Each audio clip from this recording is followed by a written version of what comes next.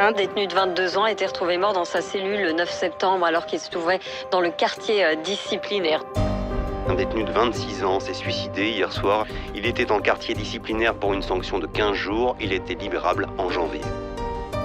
Frappé, cogné, humilié, des surveillants du quartier disciplinaire une nouvelle fois mis en cause. Le corps d'un jeune détenu est retrouvé pendu dans une cellule du quartier disciplinaire de la prison de Fresnes. Un suicide pour l'administration pénitentiaire, une mort suspecte pour sa mère et son beau-père. Le lundi 27 mai 2019, après une intervention musclée sur un détenu, M. Fofana Amara, il se serait pendu au quartier disciplinaire.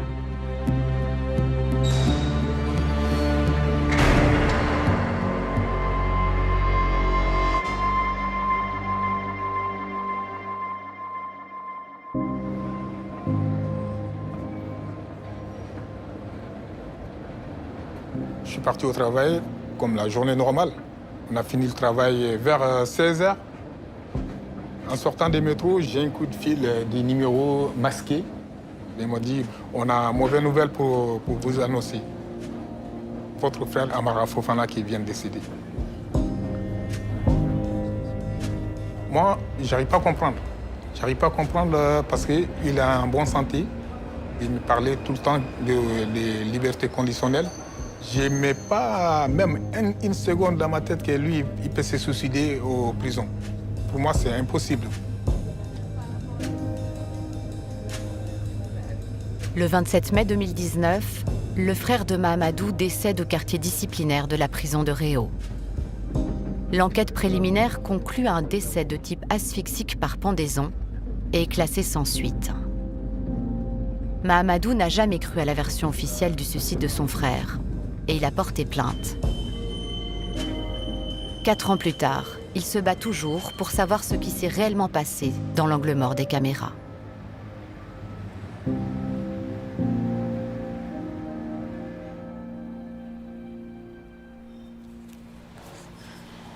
Toi, tu le connais déjà? Il avait une guitare, déjà? Ouais. Et il aimait la musique, hein. Il aimait bien. Moi, pour t'expliquer, si tu veux, moi, je suis arrivé dans cette prison en 2013. Et c'est comme ça que j'ai rencontré ton frère. C'était vraiment quelqu'un qui était pas comme nous. Tu as vu, nous, même si moi, je suis sage, je suis devenu sage. Mais je suis quand même un boucan par rapport à ton frère, que lui, c'était un mec posé, il parlait calmement. Ouais. Tu vois, il était un peu, tu vois, le grand frère, tu vois. Ouais. Même parmi les détenus, il y en a beaucoup qui disent qu'il était bien, il respecte aux gens, tout ça. Ils sont venus nous dire qu'il s'était suicidé, je sais pas quoi, mais l'histoire, elle n'est pas claire. Il a voulu partir à son cours de guitare. La surveillante l'a empêché de partir parce qu'elle avait un problème de liste, elle était nouvelle, elle n'avait pas la bonne liste. Lui, il a incité en disant « Madame, c'est mon jour de guitare. Je vais à la guitare, justement, c'est mon échappatoire. Laissez-moi partir à la guitare, s'il vous plaît. » C'était après ces interventions qu'on a entendu qu'il est mort. Ouais, c'est ça. Moi, j'incrimine personne.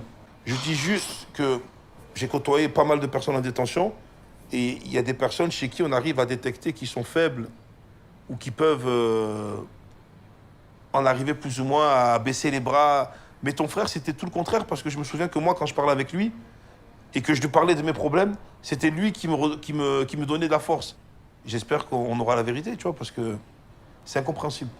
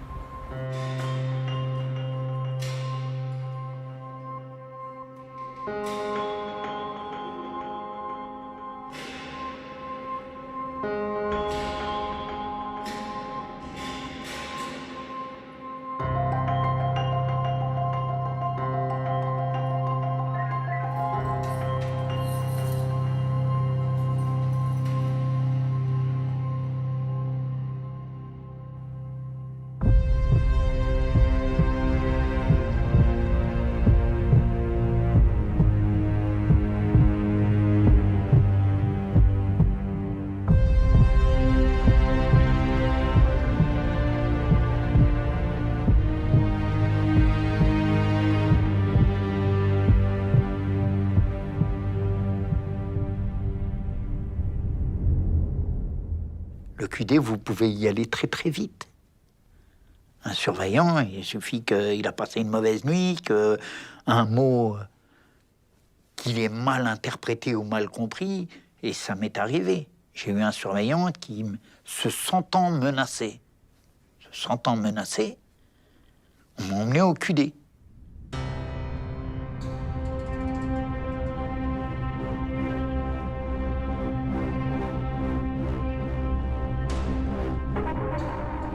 La force de frappe de la prison, c'est le QD.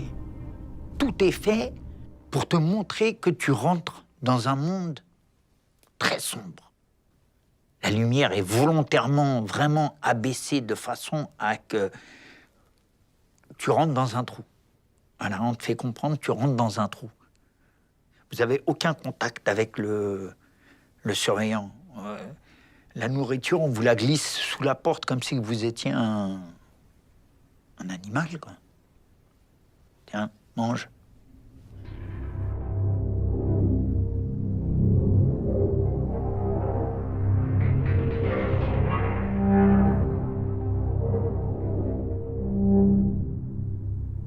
Le quartier disciplinaire, bien souvent, ça permet de gérer des détenus qui sont incontrôlables en cellule normale.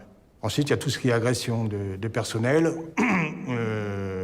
ou alors trafic de drogue ou tentative, enfin, des problèmes sur la cour de promenade, de bagarres avec co-détenus, etc.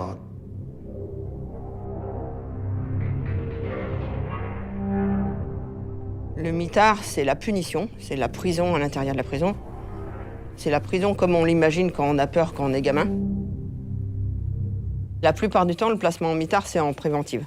C'est-à-dire, il y a un conflit avec un surveillant, il déclenche l'alarme, tous ses collègues arrivent, t'es plaqué au sol, main dans le dos, t'es traîné au mitard, il t'arrive, il te plaque sur le lit, il te palpe, il te retire les chaussures, il te retire les lunettes, il te retire tout ce qu'ils veulent.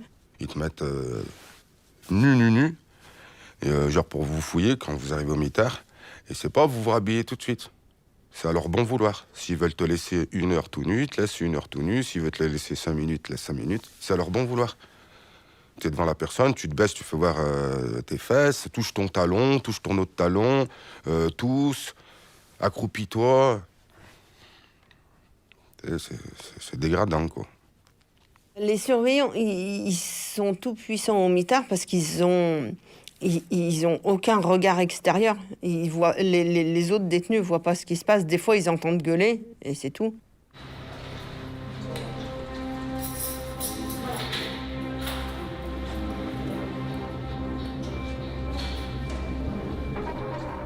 Il y a des endroits qui ne sont pas filmés.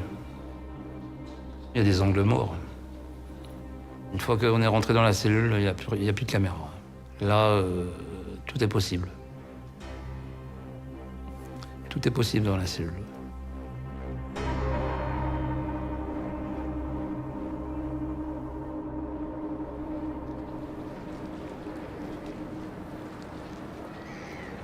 La dernière fois que j'ai eu mon frère au téléphone, c'était un dimanche soir. Il m'a dit bientôt, mon frère, je vais sortir, on va se voir tout le temps. Je ne savais pas que c'est la dernière conversation entre moi et lui. Il me manque, il est mort jeune. Quand je pense à lui, franchement, ça me fait quelque chose à la tête.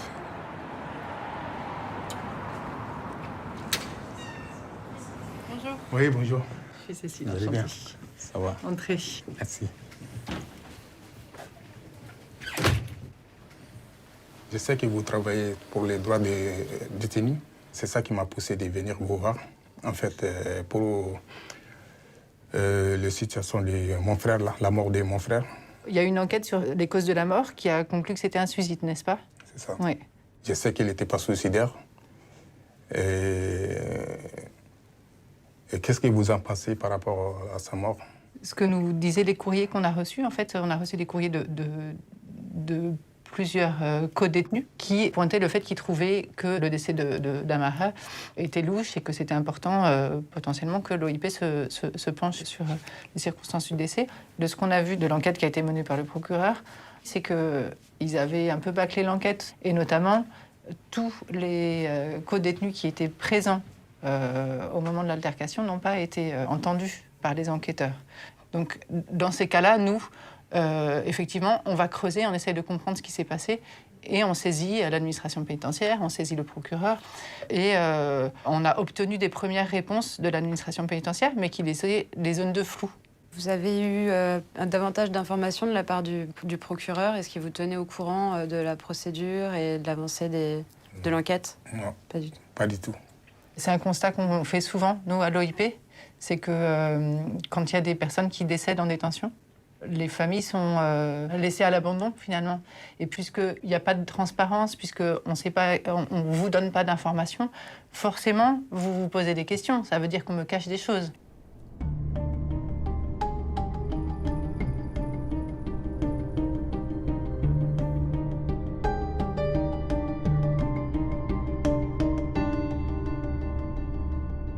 Celui qui a inventé le mitard, il n'a pas été l'essayer. Il ne peut pas comprendre cette haine qui naît en nous et cette colère et ce sentiment de ne valoir rien du tout, de n'exister aux yeux de personne. On vous condamne à un moment de solitude, d'abandon, de déshonneur complet. On a cette impression-là que personne ne veut nous regarder, personne ne veut nous entendre. Comme si que va mourir dans ton coin, va souffrir dans ton coin. T'appelles, ils répondent pas, ils se foutent de ta gueule. Alors soit ils laissent sonner l'interphone, soit ils te mettent la musique classique sur l'interphone. Ils s'amusent. Il y a des salopards à l'interphone. Quand j'appelais, ils faisaient « Bien du jour, vous êtes bien sur la ligne Thalys en direction de Paris-Bruxelles. Passez votre commande de frites, on vous les amène tout à l'heure. » Du foutage de gueule, quoi. Et en fait, la solution pour faire ouvrir, pour rencontrer quelqu'un, ben, c'est ça. Tu leur dis « Non, mais attends, moi, ok, alors t'es occupé, d'accord, tu viens de me dire t'es occupé, je te laisse une demi-heure. Dans une demi-heure, je te promets, tu vas ouvrir. Je suis sûr, tu sois d'accord ou pas, tu ouvriras. » Et ben là, tu bouges la toilette, tu déclenches. Puis au bout d'un moment, il y a sa dos dans la coursive, il le voit. Et là, tu les entends. Oh putain, ça y est, elle fait chier. Hein. Et tu les entends s'équiper, machin. Et tu sais que tu vas en prendre plein la gueule, mais au moins, ils t'auront ouvert, quoi. Tu leur as dit, dans une demi-heure, vous ouvrirez. T'as plus que ça en tête parce que sinon, tu deviens barjot, quoi.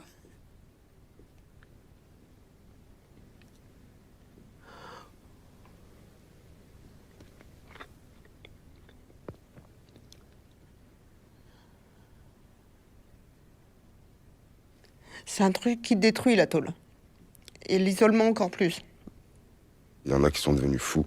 Il y en a qui sont devenus fous au mitard. Il y en a beaucoup qui ont craqué. Tu peux faire une connerie. Si t'es vraiment femme dans ce moment-là, quand t'arrives comme ça, en plus, tu sais que t'as de la prison à faire, tu viens d'arriver, t'es tout amoché comme ça, tu te retrouves au mitard. Ouais, ça peut te passer. Tu peux faire une connerie. Ouais. Faut vraiment être solide dans ta tête. Faut vraiment être solide.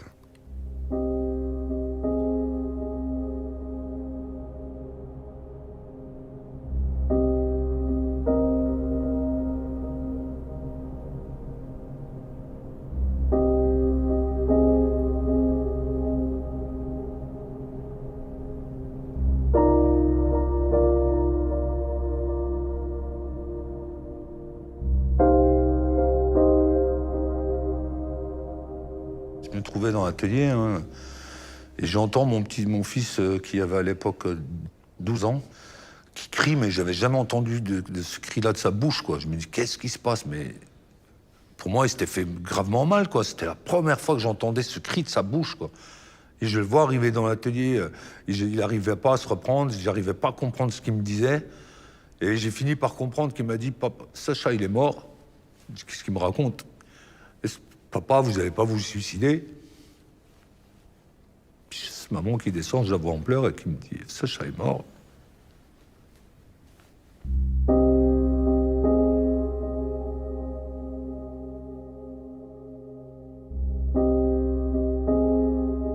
J'ai eu 3 jours de battement où j'ai dû choisir entre la vie et la mort. Et quand j'ai fait le choix de vivre, j'ai décidé de le faire pleinement et de continuer à vivre aussi pour lui. Le combat que je le mène pour lui, avec mon mari.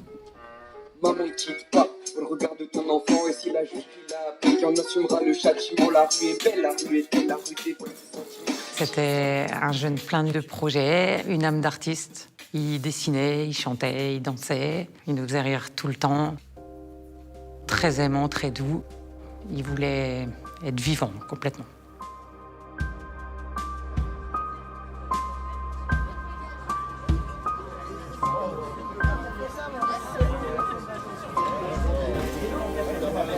Bonsoir à tout le monde et merci d'être là. Voilà, Sacha est décédé, il venait d'avoir 18 ans. Il a été incarcéré pour avoir volé 2000 € dans la grande surface dans laquelle il travaillait.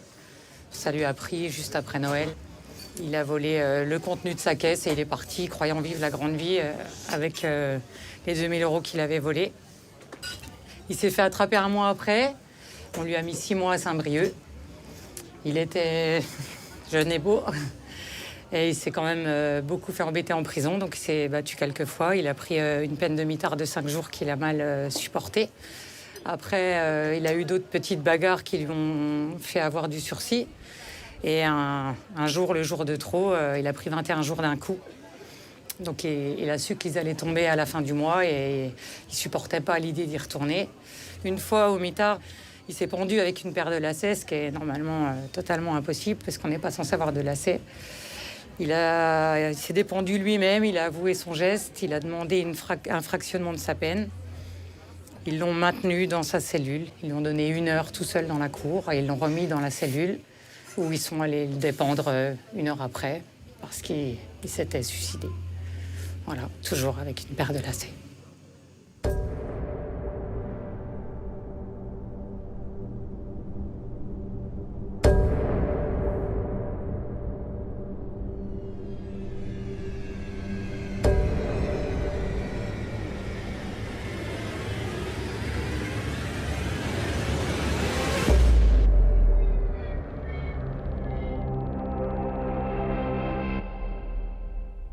La question que je me pose, c'est comment se fait-il que le parquet, avec tous les éléments qu'il y a dans l'enquête, ait pu, je veux dire, classer cette affaire sans suite, quoi.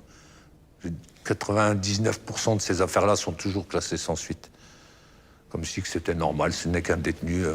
Alors qu'il y a des éléments dans l'enquête qui montrent bien qu'il y a eu un manquement. Pour moi, c'est là, quoi. C'est indéniable, quoi. On a décidé de se constituer partie civile pour faire reconnaître la responsabilité de gens qui auraient dû porter secours à notre enfant et la responsabilité de l'État. On nous a demandé de verser une caution pour pouvoir se constituer partie civile. On l'a fait et depuis, on est sans nouvelles du tribunal.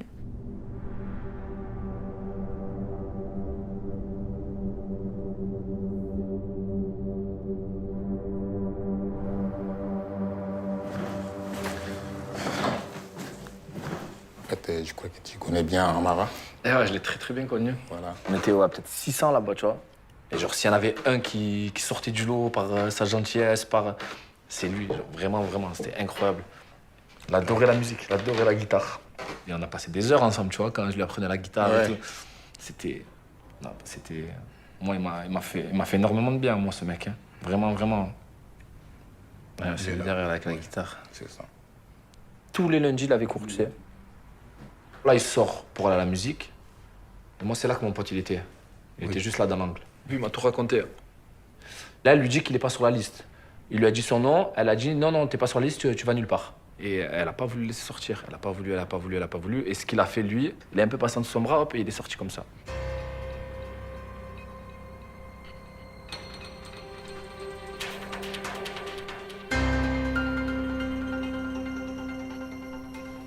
Tu le vois là qu'il est super calme. Hein. Ouais, c'est ça.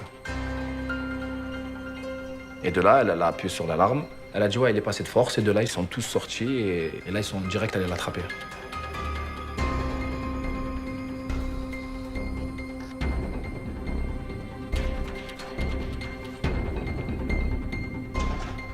Ils se sont mis dans un endroit où il y a les caméras, elles ne voient pas.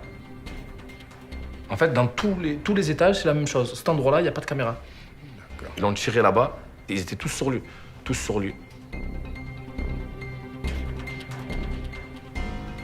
vois avec son genou ce qu'il fait? Tout à fait. C'est lui là qui avec son genou, il lui appuie dessus. L'autre il lui tient les bras et l'autre il lui appuie sur la tête.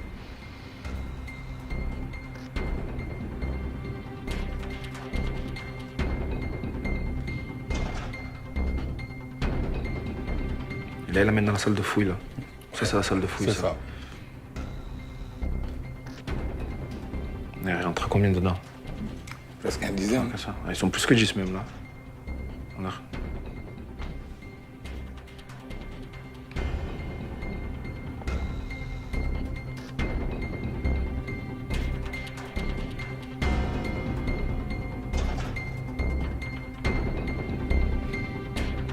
Regarde comme il le porte. Tu l'as vu? Oui, j'ai vu. Il lui porte les pieds. Regarde.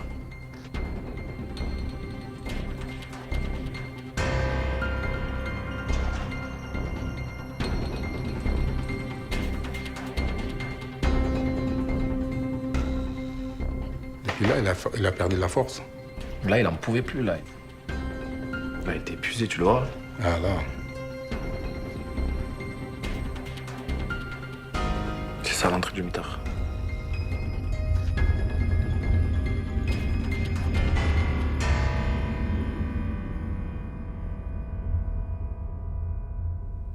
Il y a eu des violences de surveillants pendant que j'étais au mitard. Il y en a un à Bapaume, il était costaud, le salopard. Il me prend à la gorge comme ça, il me soulève contre le mur. En fait, quand je me suis réveillée, j'étais déjà démenottée et au bord du lit. Et ils étaient en train de me regarder derrière la grille, savoir si j'allais me réveiller ou pas. Pour entrer dans la promenade, il y a un genre de petit sas, où il n'y a pas de caméra, il n'y a rien du tout. J'arrive dans ce fameux sas, là, c'est là où je vois le fameux surveillant avec les gants en plastique, coquelés, là, et il me dit fouille. Je lève les mains pour me laisser fouiller. De là, il commence à me fouiller. Tout de suite, il me ceinture par le bras avec la taille, et là, il m'envoie 2-3 pêches. Des coups de poing, des coups de poing, des coups de poing, des coups de poing. De là, on tombe par terre. Quand on tombe par terre, les autres surveillants, ils arrivent, je prends 2-3 coups dans les côtes, 2-3 coups dans la tête. Je me mets en boule pour me protéger. De là, ils arrivent, ils me mettent les menottes. Je me suis ramassé tous les escaliers, tellement qu'ils lèvent les bras et ils font exprès, avec ta tête, tu te tapes les escaliers. Et boum, boum, boum, boum, boum, boum. Je monte jusqu'au 4e étage avec la tête en sang, coquère, le mal au nez. Et de là, ils m'ont jeté dans le mitard et ils m'ont laissé là-bas tout esquinté. J'arrivais même pas à avaler ma propre salive. J'avais mal à la gorge, j'étais enflé, j'avais une boule dans la tête, mal aux côtes. T'es là, tu te demandes qu'est-ce qui va se passer. Mais tu te demandes s'il va y avoir un deuxième round, s'ils vont venir à plusieurs pour te finir, quoi.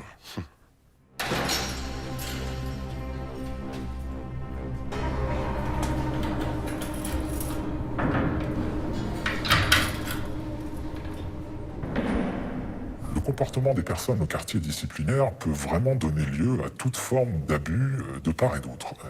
Vous avez des personnes qui ont l'art et la manière de jeter aux membres du personnel leurs excréments, de l'urine, avoir des comportements particulièrement ignobles et odieux et générer en retour effectivement des comportements difficiles parce que les surveillants ils ne sont pas là pour se faire insulter ou traiter de la sorte, donc ils réagissent. Et s'ils perdent leur sang-froid, ça peut aller très loin. Couper l'électricité, oui. Arroser à la lance incendie, oui. Tout est possible. Bien sûr que j'ai déjà eu à traiter des violences de surveillance sur des détenus. C'est déjà arrivé à de multiples reprises. On a des agents qui sont équipés, casques et puis boucliers, gants, enfin toute la protection, tenue par coup, le gilet par coup. Donc avec les boucliers, ils bloquent le détenu et on lui menotte les mains dans le dos et on l'accompagne au quartier disciplinaire.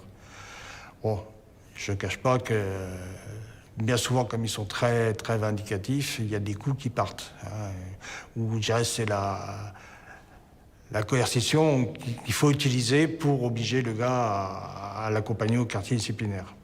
Normalement, c'est un force strictement nécessaire. Alors moi, je sais que lorsque j'étais responsable du quartier disciplinaire à Nancy, je montais tout de suite au quartier disciplinaire, justement pour éviter tout excès de violence vis-à-vis du détenu.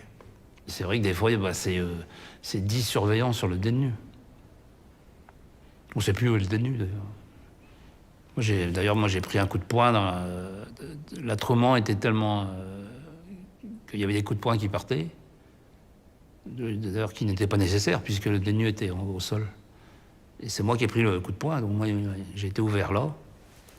Et il était destiné au détenu, ce coup de poing. Mais il n'y a pas besoin de lui mettre un coup de poing, il était maîtrisé.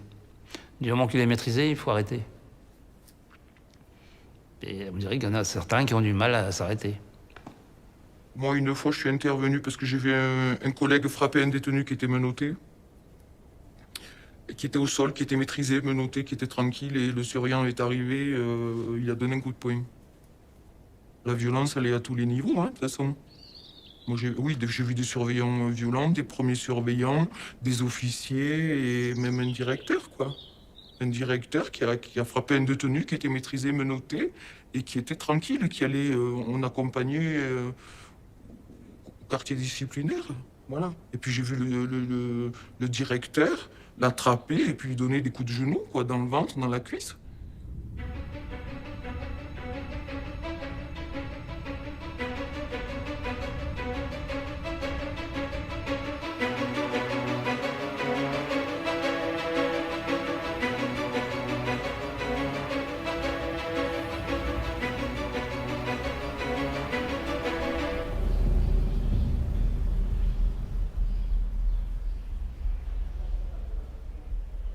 J'ai appris le décès de mon frère par un coup de téléphone du directeur de prison. Ils me disent qu'il y a eu l'intercation avec les surveillants, que mon frère était agité, qu'il est décédé suite à l'intercation, mais pas plus.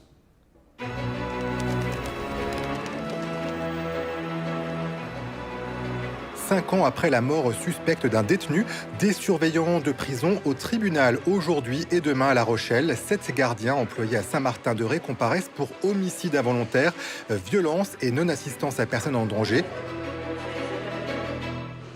Ah, c'est chaud, hein?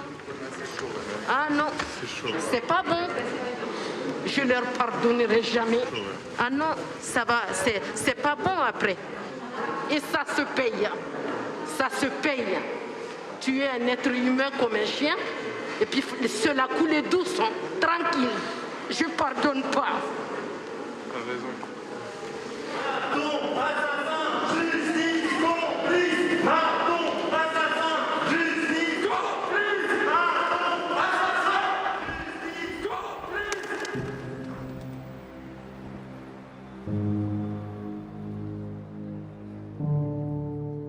Depuis quelques semaines, Sambali délirait, il n'était pas bien. En sortant de sa cellule, au moment de passer le portite, Sambali ne voulait pas. Il disait qu'il était hanté, la portite était hantée. Au lieu de le raisonner, de faire comprendre qu'il n'y avait pas de danger, non. Sambali, il a été poussé, il est tombé. Et les 7 gardiens s'y sont mis sur lui. Comme il n'arrivait pas à respirer, il a mordu un gardien pour qu'il le lâche un peu. Et c'est ça qui est parti en tabasse, bâillonné, mélotté. Et il y a le bâillon qui était sur le nez, donc il ne trouvait plus l'air. Ils l'ont amené dans une cellule, la tête sous un lit, toujours bâillonné, mélotté, son pantalon baissé avec l'excrément partout. Il y a un des gardiens qui disait même à ses collègues qu'il est tellement lourd qu'il fait le poids des morts. Il était déjà mort.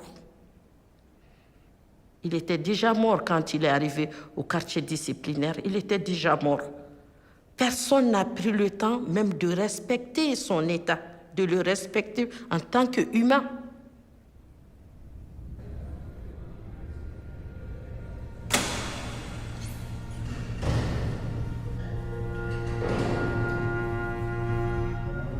On a quand même eu la chance d'avoir le procès, de l'assister, d'aller jusqu'au bout. Mais la décision finale de la justice a été une déception.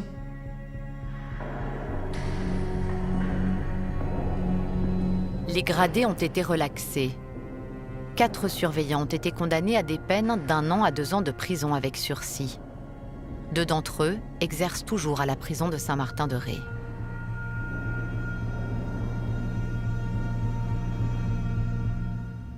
On a fait un combat qui a abouti, enfin, pas à grand-chose. On ne peut pas faire de deuil en disant que les gens qui ont tué notre frère continuent à exercer tranquille leur métier.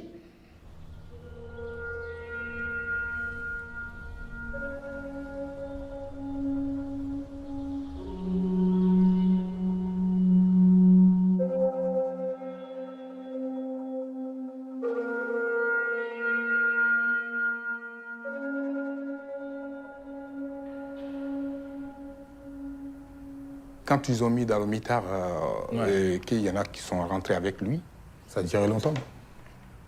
Il est 14h45, on a commencé à combien? 41, 42, ça fait déjà 3-4 minutes. Ils sont encore dedans les autres. Ils sont encore dedans. Après quand ils vont sortir à la fin, il y en a un qui va faire comme ça. Ah ouais? Ouais.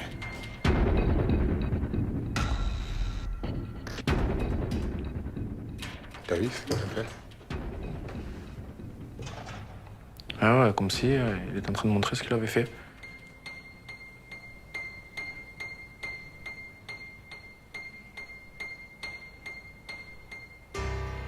Regarde l'heure, là. Là, il est 14h48. Oui. Du coup, ça passe à 15h12. Oui.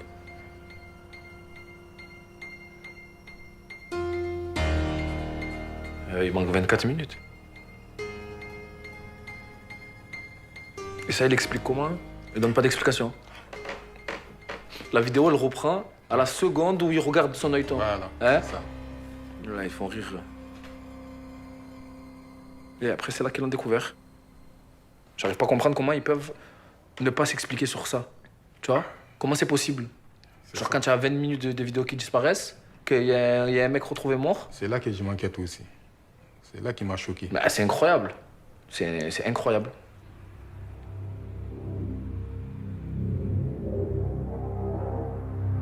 Au cours de l'enquête préliminaire, la direction de la prison a justifié cette coupe en déclarant: un officier pénitentiaire a procédé au triage des séquences vidéo intéressant la procédure en cours. Si cette séquence manque, c'est que l'officier n'a rien constaté d'anormal. Les enquêteurs n'ont pas insisté pour récupérer ces images, que l'administration pénitentiaire était pourtant tenue de remettre à la justice.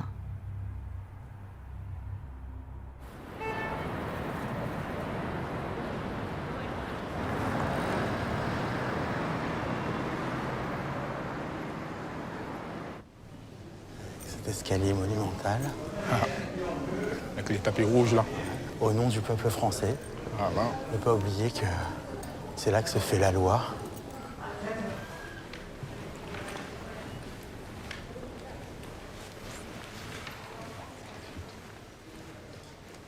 Bienvenue au Sénat. Asseyez-vous. Content de vous recevoir. Ça... Merci d'avoir pris le temps. On va essayer d'avancer dans le dossier qui vous préoccupe et de voir comment on peut, en tant que parlementaire, essayer d'intervenir ou de vous permettre, en tout cas, d'obtenir ce que vous recherchez. En fait, Tout à fait, c'est ça. En fait, je suis venu vous voir, mais je ne suis pas contre l'État. En fait, c'est juste venir vous voir. La réalité des décès de mon frère, je voulais juste savoir l'éclair dans cette affaire. Bien sûr, bien sûr. C'est légitime, hein, c'est normal. J'ai même déposé, en fait, j'ai des documents en copie pour les us, mais il n'y a pas de réponse jusqu'à présent. D'accord, ça c'est la plainte qui a été déposée, c'est ça? Oui, c'est la copie que monsieur a. D'accord, ok. Ça a été qualifié de suicide. Il y a pourtant plein de zones d'ombre, en fait, dans ce dossier-là, qui nous laissent penser qu'une enquête devrait vraiment être diligentée, parce que c'est vrai qu'il y a une zone d'ombre qui est très importante. On a 24 minutes qui nous manquent, grosso modo, au moment où il rentre en cellule, et puis on ne sait pas ce qui se passe, on voit des surveillants rentrer, et après, il y a un blanc, en fait. Il y a un blanc là-dedans, ce qui est totalement incompréhensible, en fait. Le parquet a classé l'affaire. On a saisi le doyen des juges d'instruction d'une plainte avec constitution de partie civile, et c'était il y a maintenant 18 mois. Et ça n'avance pas, malgré des relances et des demandes, etc. Alors, il n'y a pas de magistrat qui a encore été désigné. Et c'est vrai que ce silence, finalement, vient taire encore plus cette mort inexpliquée alors d'un homme qui allait bientôt bénéficier d'un aménagement de peine, qui n'était pas suicidaire. Et voilà, cette tendance parfois à mettre sous le tapis des affaires comme ça, on le voit beaucoup en détention. Derrière les murs se passent des choses et la justice n'avance pas bien. Et le fait de ne pas savoir, c'est aussi lié au fait que c'était dans un quartier disciplinaire. Voilà. C'est ça, qui sont des quartiers avec particuliers quand même. C'est la prison dans la prison. C'est ça, oui, c'est une prison dans la prison. Prison, c'est déjà assez, un peu visible par les citoyens, et alors la prison dans la prison, c'est encore moins visible, quoi.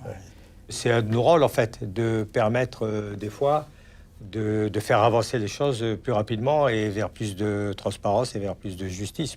Je pense qu'il y a moyen, en fait, de vous permettre et de vous aider, en fait, ne serait-ce que déjà en allant voir ce qui peut être sur les lieux, puisque en tant que parlementaire, j'ai le droit d'aller sur les lieux de détention, quels qu'ils soient, pour en fait voir comment les choses se passent. Alors, j'ai pas vocation à mener une enquête, hein. Je suis pas capable et j'ai pas les moyens de mener une enquête. Par contre, c'est vrai que l'intérêt, c'est de voir globalement comment les choses sont organisées. Ce serait déjà super. Et c'est ce qu'on va faire. Merci beaucoup, monsieur. Merci. Non, mais de rien. C'est normal, on est là pour ça. Merci.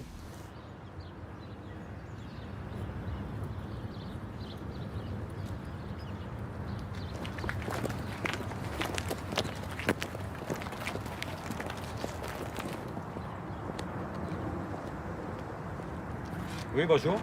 Je suis Guy Bénard, je suis sénateur des Bouches-du-Rhône et je fais une visite du quartier du centre pénitentiaire, accompagné d'une équipe de journalistes, puisque c'est ce qui est permis. Donc je voudrais rentrer, s'il vous plaît. On n'est pas au courant, on va se renseigner. Non, il n'est pas au courant, bien sûr, oui, c'est normal. Je comprends. Et on est obligé d'attendre là, alors. Ah oui, par contre. Tant qu'elle ne nous confirme pas votre entrée, même si c'est possible, on attend. Oui. Allez, à tout à l'heure. Bon, on va attendre, j'espère pas trop longtemps, parce que c'est obligé. De toute façon, elle ne peut pas faire autrement qu'elle doit laisser rentrer. Sinon, ce sera la force des baïonnettes. Non. Si. Force est à la loi, vous avez le droit de rentrer.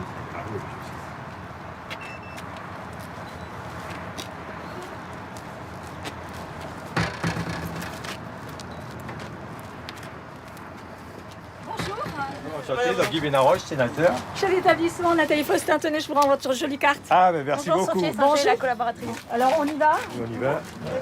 Bonjour, monsieur.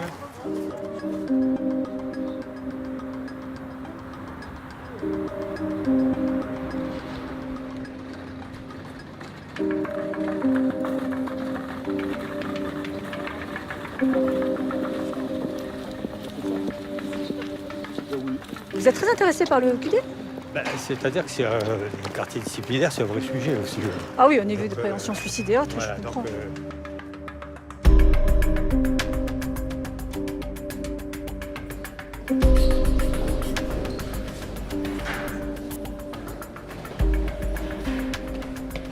Vous avez combien de caméras ici qui fonctionnent, vous savez? Plus d'une centaine ici.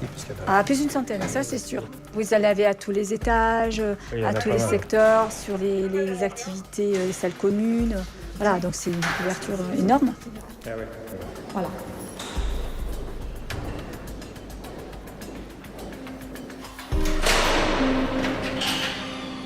Alors là, on rentre dans le quartier disciplinaire. Donc la fouille intégrale, c'est ici en fait. Donc ça, ils passent tous ici obligatoirement. D'accord. De toute façon, la fouille intégrale est obligatoire. C'est obligatoire. Elle est obligatoire. Ne serait-ce que pour notre sécurité, parce qu'on ne sait pas ce qu'il peut y avoir, et pour sa sécurité à lui.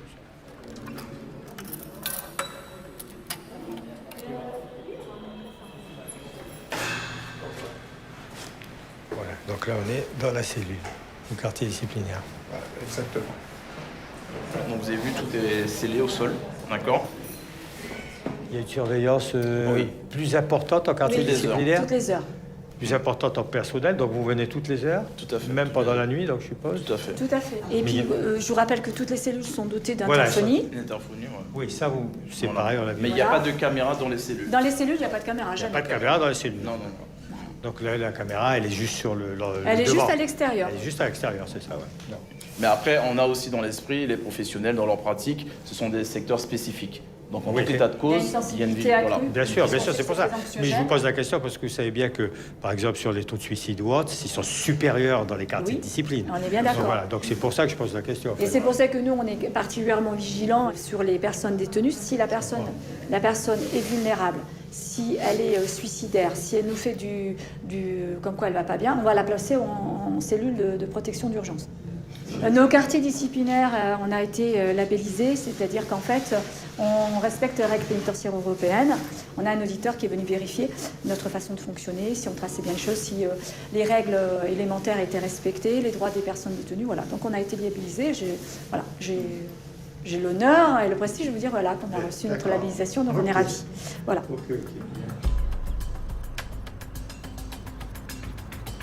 Ce que j'aimerais voir aussi, c'est ce que je vous ai dit tout à l'heure, c'est le PCI, enfin ce que vous appelez le PCI. Oui, le poste de commandement et de l'information. Le PCI, voilà, c'est ça. Sans journaliste. Voilà. Enfin, sans caméra. Oui, parce que sans photo. Sans photo, sans caméra, sans prise de vue, sans rien. C'est un poste sécuritaire. Ouais.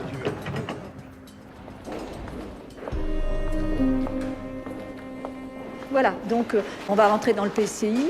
C'est la brigade d'accès qui va se partager ici. Mais là aussi, on ne peut pas y mettre des débutants. C'est trop sensible.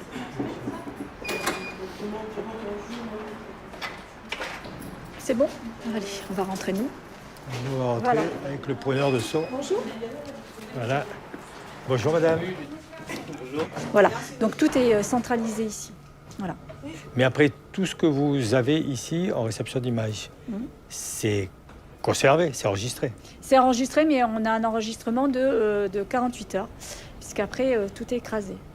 Au bout de 48 heures Nous, on a un gros problème, c'est 48 heures. C'est au niveau de notre contrat, parce que normalement, ça doit être 3 semaines. Ben oui. Eh ben non. Ben va chez nous. Voilà. Si se passe, je sais pas moi. Si se passe quelque chose que je le sais, on va sauvegarder. Ou que le juge va avoir besoin de voir. On va sauvegarder. Mais sous réserve qu'on soit dans les délais des 48 heures. Donc on va les avoir, évidemment, il faut qu'on les transmette. Et les collègues de force de l'ordre ainsi que ils vont venir chercher les éléments. Parce que l'objectif, c'est, comme on dit souvent, c'est plus il y a de transparence, mieux c'est. Ça, c'est la règle d'or.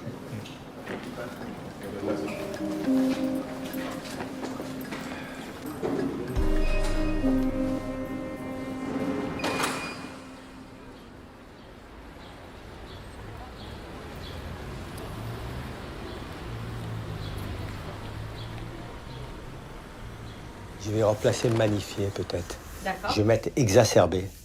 Ok. En fait, il faut trouver une façon d'exprimer ça qui soit différente, en fait.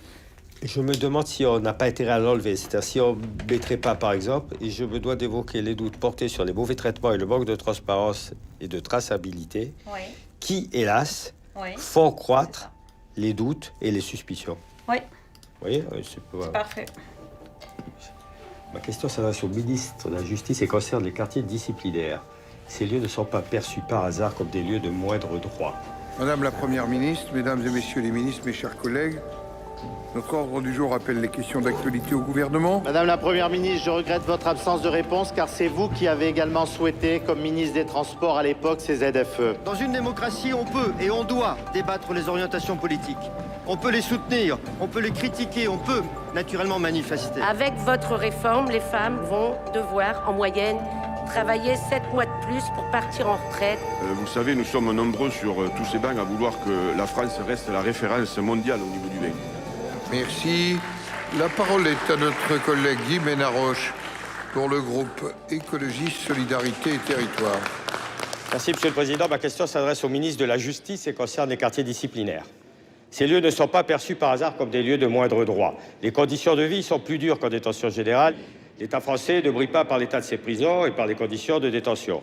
Les quartiers disciplinaires sont le reflet exacerbé de ces problèmes et le Comité pour la protection contre la torture du Conseil de l'Europe, à lors de sa visite, établit de nouveau des constats qui ne nous font pas honneur. Actuellement, la durée maximale y est de 30 jours. Le comité a recommandé à nouveau aux autorités françaises de prendre les mesures législatives nécessaires pour assurer que le placement à l'isolement disciplinaire ne dépasse pas 14 jours et soit de préférence d'une durée inférieure.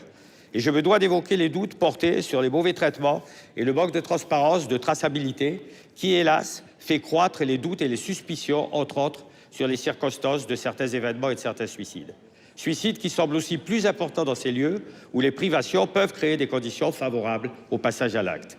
Aussi, je souhaiterais savoir si le ministère compte rendre disponibles les chiffres liés au quartier disciplinaire, nombre de séjours, durée moyenne, nombre de suicides, afin de permettre un état des lieux de la situation et pour enclencher une réforme des quartiers disciplinaires. Pour vous répondre, la parole est au garde des Sceaux, ministre de la Justice, M. Éric Dupond-Moretti. Merci, Monsieur le Président du Sénat, Mesdames et Messieurs les sénateurs. Monsieur le sénateur Benaroche, je vous communiquerai très volontiers les chiffres. Je vais demander à la direction de l'administration pénitentiaire de me les communiquer. Dès que je les ai, je vous les communique. Mais ne laissons pas entendre, s'il vous plaît, que le quartier disciplinaire, autrement appelé mitard, serait le lieu de l'arbitraire absolu. J'ai déjà eu, hélas, l'honneur et le déplaisir en même temps de le dire. La justice, c'est un abandon de 3 décennies sur le plan humain, sur le plan budgétaire et sur le plan politique. Par ailleurs, s'agissant des suicides, évidemment que le quartier disciplinaire peut être un facteur favorisant, si j'ose dire. Nous y sommes très attentifs. Le personnel pénitentiaire prend un certain nombre de dispositions.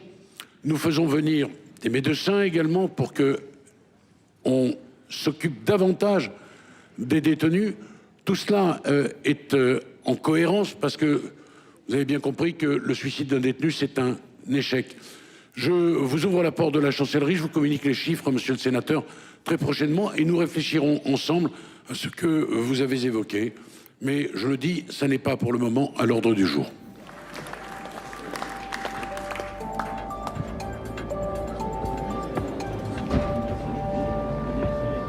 Malgré plusieurs relances, le sénateur Guy Benaroche n'a pas obtenu les chiffres demandés. Il attend de rencontrer prochainement le ministre de la Justice.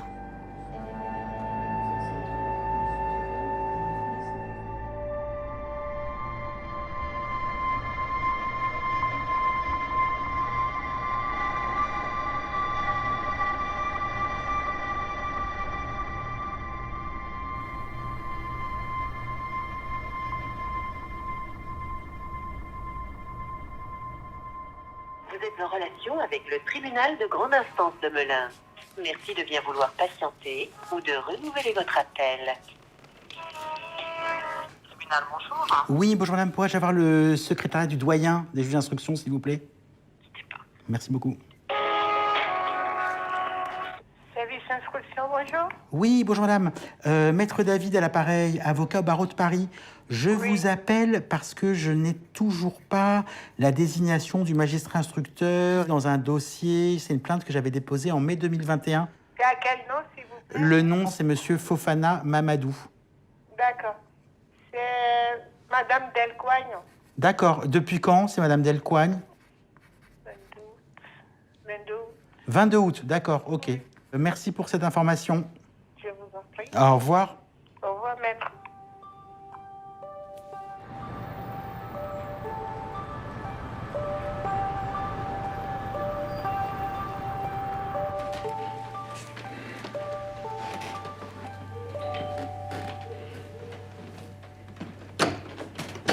Bonjour. Bonjour. Je suis venu voir Benoît Dabi. Ok. Merci. C'est... Merci.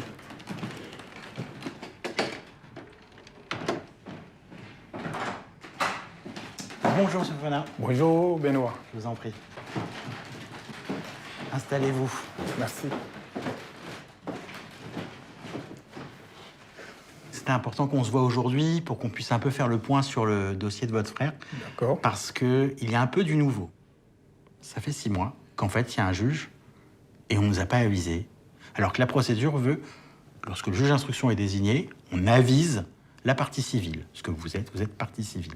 Et vous voyez, c'est très important, Mamadou, de se rendre compte que vous n'avez pas été avisé, c'est-à-dire que vous n'avez pas été informé qu'un juge d'instruction avait été désigné, ni moi non plus, parce que tant que vous ne le savez pas, vous ne pouvez pas demander à ce que certains actes, c'est-à-dire certaines auditions, certaines enquêtes soient faites par le juge. Quand vous êtes, comme vous, partie civile, vous avez un droit qui est de dire au juge, voilà, Moi, je pense qu'il faudrait regarder dans telle ou telle direction. Moi, je pense qu'il faudrait entendre telle ou telle personne. C'est des éléments qu'on peut demander. Et sans vous le dire qu'il y a un juge qui a été désigné, ben, vous ne pouvez pas le faire, ça. Vous ne saviez pas que vous aviez le droit de faire, en fait, depuis le mois d'août. Voilà. Je ne sais pas quoi il faut dire. Maintenant qu'on sait qui est le juge qui a été désigné, on peut enfin faire des demandes d'actes.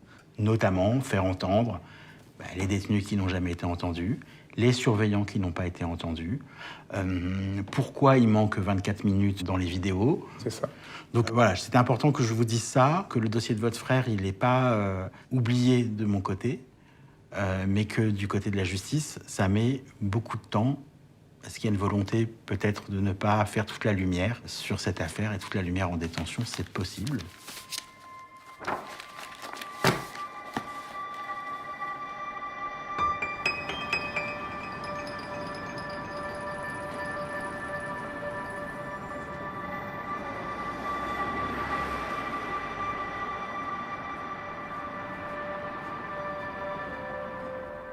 Combien de détenus sont décédés comme ça, je ne sais pas.